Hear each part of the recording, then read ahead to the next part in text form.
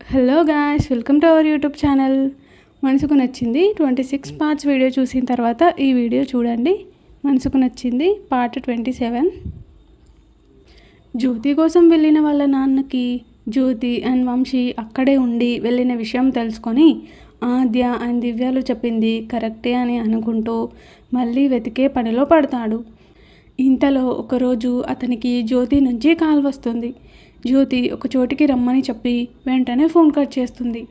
అతను అక్కడికి వెళ్ళగానే తనతో జ్యోతి ఇలా మాట్లాడుతూ ఉంటుంది. నాన్న, మీరు మా కోసం ఎందుకు వెతుకుతున్నారు? వంశీని చంపి నన్ను తీసుకువెళ్ళడానికే కదా. నేను వంశీ ప్రేమించి పెళ్లి చేసుకున్నాం. తను నన్ను చాలా బాగా చూసుకుంటున్నాడు. ఒకవేళ మీరు చంపాలి అనుకుంటే నన్ను కూడా కలిపి ముగ్గురిని చంపేయండి అంటుంది. ముగ్గురు ఏంటి తల్లి, వాడిని వదిలేసిరా, మనం మన ఇంటికి వెళ్ళిపోదాం అని జ్యోతి నాన్న మాట్లాడుతూ ఉంటే, నేను ఇంటికి వస్తే వంశీ కూడా వస్తాడు నాన్న.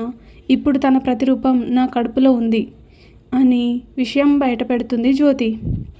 ఆ విషయం వినగానే చాలా సంతోషపడతాడు మురళీకృష్ణ. కానీ దానికి కారణం వంశీ అని తెలియగానే తట్టుకోలేకపోతాడు. ఇప్పుడు మీరు ఏం చేయలేరు నాన్న. ఒకవేళ ఇంకా మీకు చంపాలి అనిపిస్తే నీ బిడ్డని, తన బిడ్డని నీ చేతులతోనే చంపేయి నాన్న అంటుంది జ్యోతి ఎమోషనల్ అవుతూ. ఆ మాటకి అతను అక్కడే కుప్పకూలి ఏడుస్తూ ఉంటాడు. జ్యోతి కూడా ఏడుస్తూ వంశీ, జ్యోతి ఇద్దరు వెళ్ళి ఆయనను ఓదారుస్తారు. ఏడవకండి అంకుల్, జ్యోతిని నేను మీ అంత బాగా చూసుకోలేకపోయినా సంతోషంగా మాత్రం ఉంచగలను. ఇన్ని రోజులు నేను ఎంత ప్రేమ చూపించినా తనకి మీ లోటు అలాగే ఉండిపోయింది. ఇన్ని రోజుల తర్వాత కలిసి ఇలా బాధపడకండి అంకుల్, ఇది సంతోషంగా ఉండాల్సిన సమయం అంటాడు వంశీ. నాన్న, మీరు నన్ను వేరే వాళ్ళకి ఇచ్చి పెళ్లి చేసినా కూడా నేను ఇంత సంతోషంగా ఉండేదాన్ని కాదు. వంశీ కంటే అర్థం చేసుకునేవాడిని మీరు ఎన్ని జన్మలు వెతికినా నా కోసం తీసుకురాలేరు నాన్న. మీ కూతురు సంతోషంగా ఉండటం కంటే మీకు ఇంకా ఏం కావాలి? నేను వంశీతో ఉంటే జీవితాంతం సంతోషంగా ఉంటాను అని నవ్వుతూ అంటుంది జ్యోతి.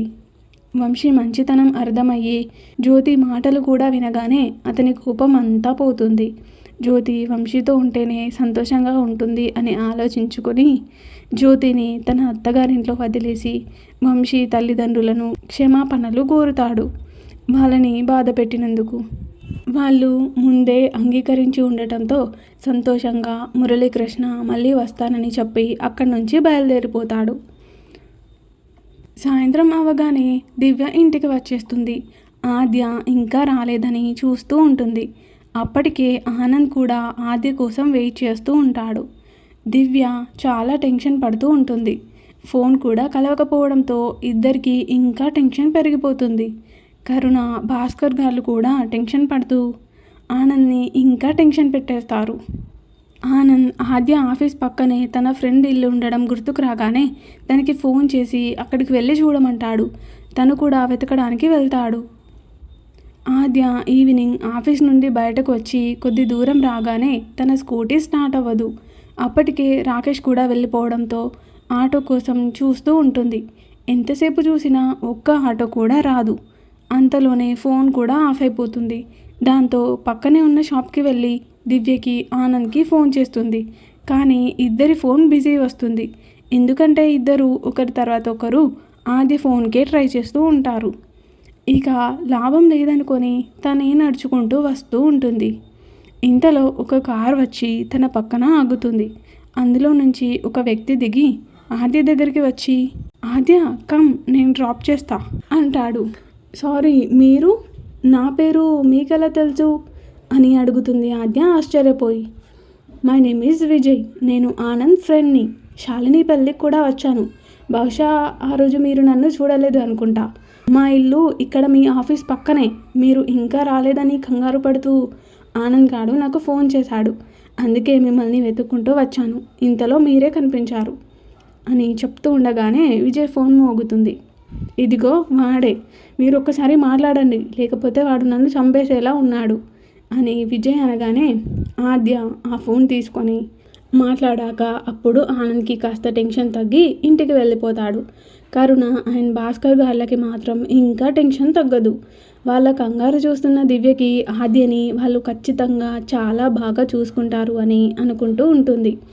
ఆద్య విజయ్ కారులో కూర్చోగానే విజయ్ డ్రైవ్ చేస్తూ, ఆద్య మీరంటే ఆనంద్కి చాలా ఇష్టం. మిమ్మల్ని ఒక్క మాట కూడా అననివ్వడు. ఇప్పటికే 10 సార్లు ఫోన్ చేశాడు మీకోసం. మీరంటే వాడికి అంత ఇష్టం అని చెప్తూ పోతుంటాడు. ఆద్య చిన్నగా నవ్వుతుంది. మీరు చాలా బాగుంటారు అని విజయ్ అనగానే కాస్త షాకింగ్గా చూస్తుంది ఆద్య. ఐమ్ సారీ, ఆ రోజు శాలిని పెళ్ళిలో కూడా ఇలాగే రెడ్ కలర్ శారీలో బాగున్నారు. ఇదే మాట వాడితో అన్నందుకు మిమ్మల్ని అక్కడి నుంచి తీసుకొని వెళ్ళిపోయాడు. వాడికి జెలస్, మిమ్మల్ని వాడు తప్ప మరెవ్వరూ చూడకూడదని. మీరు ఏమనుకోనంటే మీతో ఒకటి చెప్తాను అని విజయ అనగానే, పర్లేదు ఏమనుకోను చెప్పండి అంటుంది ఆద్య. నిజం చెప్పాలంటే ఆనంద్ మిమ్మల్ని చాలా ప్రేమిస్తున్నాడు. మీరు గనక తన లవ్ని యాక్సెప్ట్ చేస్తే తను మిమ్మల్ని తన గుండెల్లో పెట్టి చూసుకుంటాడు అని చెప్తాడు విజయ్. ఆ విషయం వినగానే ఆద్య చాలా సంతోషపడుతుంది. ఇక విజయ్ చెప్పే మాటలు ఏవి తన చెవిన పట్టవు. ఆనంద్ గురించే ఆలోచిస్తూ ఉంటుంది. ఇక ఇంటి దగ్గర డ్రాప్ చేసి విజయ్ ఆద్యతో ఇలా అంటాడు. ఆద్య, ఒక్క విషయం గుర్తుపెట్టుకో. నువ్వు గనక తన లవ్ని యాక్సెప్ట్ చేయకపోతే ఆ క్షణమే తన ఊపిరి ఆగిపోతుంది. ఎందుకంటే మహిత విషయంలో ఆనంద్ గుండె గాయపడింది. మళ్ళీ ఇప్పుడు నీ వల్ల అంటే నువ్వు తన లవ్ని యాక్సెప్ట్ చేయకపోతే తన గుండె మళ్ళీ గాయపడుతుంది. దాన్ని ఆనంద్ భరించలేడు అని ఒక ఫ్రెండ్గా ఎమోషనల్ అవుతూ చెప్తాడు. మరోసారి తన గుండె గాయపడదు, పడనివ్వను కూడా. ఎందుకంటే ఆనంద్ నా మనసుకు నచ్చాడు. తన లవ్ నేను యాక్సెప్ట్ చేస్తాను. ఆనంద్ లాంటి వాడిని ఎవరు మాత్రం కాదనుకుంటారు అని తన మనసులో అనుకుంటూ ఉంటుంది. ఏమో ఇంకా అంతా నీ ఇష్టం. నేను చెప్పాల్సింది చెప్పాను, తర్వాత నీ ఇష్టం. ఓకే బాయ్ ఆద్య, నేను వెళ్తాను అని చెప్పేసి వెళ్తూ ఉంటాడు విజయ్. ఆద్య కూడా బాయ్ చెప్పేస్తుంది. ఇంట్లోకి వెళ్ళగానే కరుణ భాస్కర్ గాళ్ళ కంగారు చూసి కాస్త బాధగా అనిపించినా కూడా చాలా సంతోషంగా ఎప్పుడెప్పుడు ఆనంద్కి ఓకే చెప్దామా అని ఎదురు చూస్తూ ఉంటుంది ఆద్య. ఆద్య ఇంటికి వచ్చాక కానీ వాళ్ళు ప్రశాంతంగా ఉండరు, ముఖ్యంగా ఆనంద్. ఆద్య రూమ్లోకి వెళ్ళగానే ఫ్రెష్ అయ్యి విశాల్కి ఫోన్ చేస్తుంది. నాన్న, నీకు ఒక విషయం చెప్పాలి అని సంబరంగా ఆద్య అంటుంటే, చెప్పు తల్లి, ఏంటా విషయం అంటాడు విశాల్.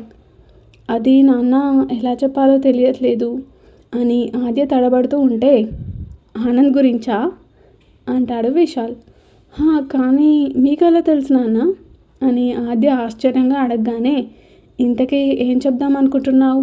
ఆనంద్ నీకు నచ్చాడా అని అడుగుతాడు విశాల్ డైరెక్ట్గా. నచ్చాడు నాన్న అంటుంది ఆద్య సిగ్గుతో. అమ్మ చనిపోయిన తర్వాత తన ప్రేమ మళ్ళీ దొరకదు అనుకున్నాను, కానీ ఆనంద్ రూపంలో అది దొరికింది.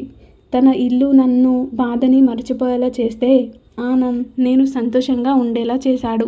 మీ తర్వాత నేను అంత సెక్యూర్గా ఫీల్ అయ్యాను అంటే అది ఆనంద్ దగ్గరే. బహుశా అమ్మే నా కోసం ఆనంద్ని పంపించి ఉంటుంది. అమ్మ గాజులు స్టోర్ రూమ్లోకి వెళ్ళి ఉండకపోతే నాకు తనని చూడాలనే ఆసక్తే లేకపోయేది. అలా అయితే తన ప్రేమ విషయం తెలుసుకోవాలి అనిపించేదే కాదు. ఆ ప్రయాణంలో తనకి దగ్గర అయ్యేదాన్నే కాదు. ఆనంద్ చాలా మంచివాడు నాన్న, అండ్ తన ఫ్యామిలీ కూడా నన్ను చాలా బాగా చూసుకుంటున్నారు అని చెప్తూ ఉంటుంది ఆద్య. ఇంకా ఉంది. Thank you for watching guys. Story కనుక మీకు నచ్చినట్లయితే మన ఛానల్ని సబ్స్క్రైబ్ చేసుకొని బెల్ ఐకాన్ని ఆన్లో పెట్టుకోండి. అలాగే స్టోరీని లైక్ చేసి షేర్ చేసి కామెంట్ చేయడం మర్చిపోకండి.